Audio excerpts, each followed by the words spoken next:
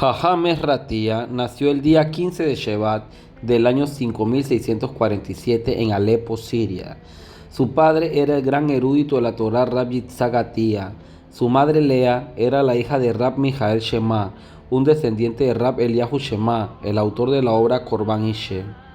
Entre los antepasados de Rab Ezra se encuentran, entre otros, Rab Shem Tov Atía, alumno de Rab Yosef Karo, el Beit Yosef, quien lo cita en su obra Abkat Rahel. Cuando Rab Ezra era un niño, su padre Rab Yitzhak lo llevó a estudiar bajo la tutela del Rab Eliyahu Dweck, uno de los más afamados jajamín de Siria.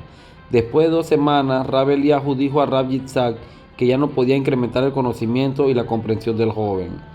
A los 10 años de edad, Rab Ezra emigró junto con su familia a Eretz Israel, que en esos momentos se encontraba bajo la jurisdicción del Imperio Otomano. En el año 5666, 1906, cuando Rab Ezra tenía 20 años, la familia Tía sucedieron acontecimientos que marcaron un antes y un después. Rab Yitzhak no podía hacer frente a las dificultades para mantener a su familia, por lo que cayó gravemente enfermo y falleció el 15 de Mar Yesvan. La experiencia de perder a su padre a una edad tan temprana afectó al Rab Ezra terriblemente. Tanto su hermano como su hermana mayor ya estaban casados, por lo que la responsabilidad de su madre viuda recayó pesadamente sobre él. A fin de mantener a Rab Ezra y a ella misma, su madre buscó empleo como limpiadora y como empleada doméstica. En aquellos momentos se abrió una yeshiva en Jerusalén establecida especialmente para los muchachos cuyos padres no podían permitirse pagar el costo de los estudios. Rab Ezra se incorporó a esta yeshiva y enseguida destacó como un estudiante extraordinariamente diligente. Con el tiempo se convirtió en uno de los alumnos predilectos del Rosh Yeshiva, Rab Abraham Hades, que en esa época era uno de los más distinguidos sabios cabalistas de Jerusalén. Rab Ezra se levantaba a medianoche y acudía al Beit Midrash Shoshanim le David, donde permanecía estudiando y rezando hasta el anochecer del día siguiente, momento en el cual realizaba su única comida del día.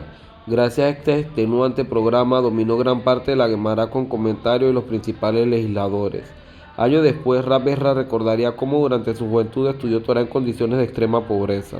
Gracias a la piedad de Hashem, mi madre y yo ameritábamos contar con una pita completa. A veces teníamos un huevo y lo dividíamos entre los dos, la mitad para mi madre y la mitad para mí. Jamás me preocupó el hambre. La madre de Rab Ezra tuvo que pedir prestado un traje para él para que lo vistiera en su boda, ya que no podía permitirse comprarle uno. Durante la Primera Guerra Mundial, Rab Ezra se trasladó al Cairo, Egipto, con el objetivo de evitar ser reclutado por el ejército turco. Durante su estancia en esta ciudad, fundó el Beit Midrash Yeshiva Ahava Be'ahava y también estableció el Kolel Keter Torah, todo ello en el sótano del Beit Din en el Cairo. La yeshiva llegó a tener más de 100 alumnos, muchos de ellos procedentes de colegios laicos. Algunos apenas sabían leer hebreo cuando llegaron. Sin embargo, en el plazo de 2 años todos estaban estudiando Gemara. Rab Ezra organizó también clases regulares para trabajadores que inmediatamente alcanzaron gran popularidad. Con tanta gente estudiando, la comunidad tomaba cada vez más conciencia de la importancia de la Torah y los Mizvot. En el año 5683-1923, cuando fue fundada la yeshiva Porat Yosef en la ciudad vieja de Jerusalén, Rab Ezra fue llamado para impartir clases.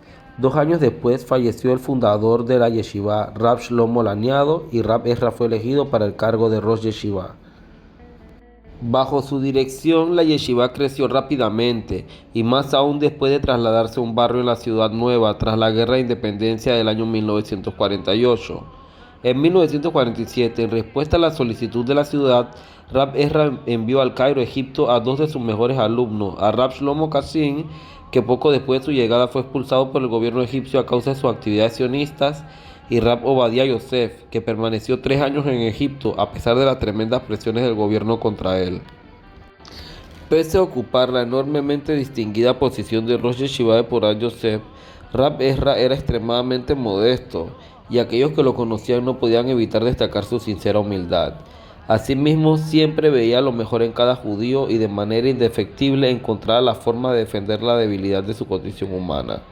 Durante los años de su estancia en la yeshiva Porat Yosef, invariablemente pasaba desde la mañana hasta la noche tomando solo un vaso de té en el desayuno y otro con un trozo de matzá en el almuerzo.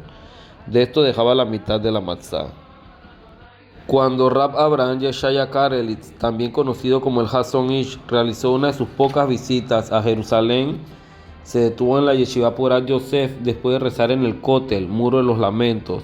Allí se entrevistó con Rab Ezra y tras conversar con él comentó: posee la Sevarot, lógica de un Rishon, sabio talmúdico de la época medieval. Rab Ezra estableció los cimientos del judaísmo sefaradí del siglo XX a lo largo de sus 45 años como Rosh Yeshiva de Porat Yosef. Formó a miles de alumnos, muchos de los cuales ejercen en la actualidad como rabinos de congregaciones sefardíes por todo el mundo.